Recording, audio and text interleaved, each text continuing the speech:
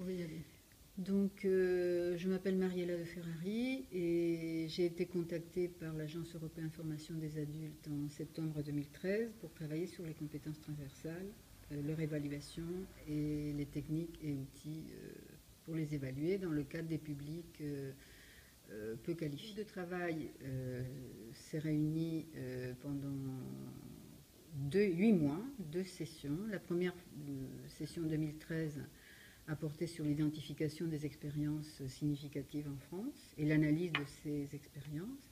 Et ce premier travail a réuni des acteurs très très variés de la formation professionnelle, aussi bien l'AFPA que des régions ou des ministères, aussi bien de l'éducation nationale, la justice et la formation, le travail, le ministère du Travail.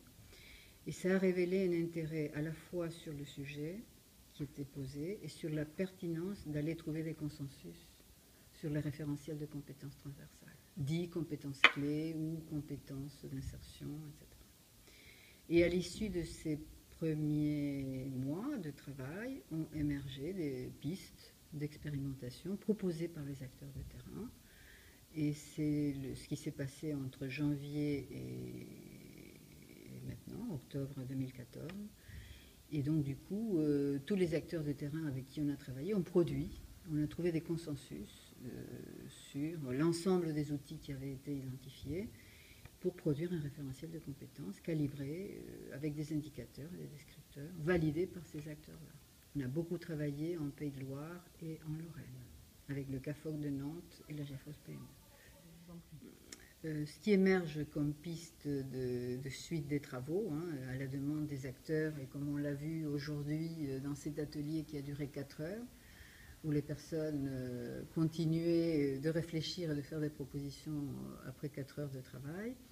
Il y a 3 questions phares. La première, c'est comment évaluer, quelles modalités variées, pertinentes et fiables, objectivables vont être mises en œuvre pour garantir les positionnements sur les différents paliers de compétences transverses. Ça, c'est la première question.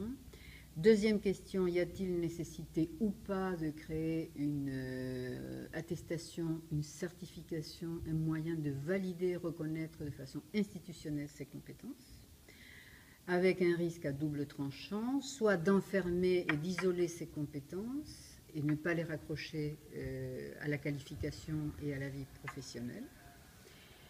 Deux, avec le risque, si on ne le fait pas, de ne pas reconnaître ses compétences et de laisser toujours ces publics à la merci des compétences reconnues, informelles ou parcellaires, ou savoir de base, ou vie sociale.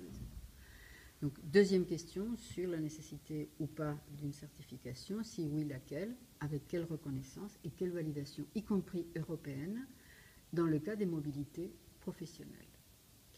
Et puis la troisième question, qui est une question plus macro et plus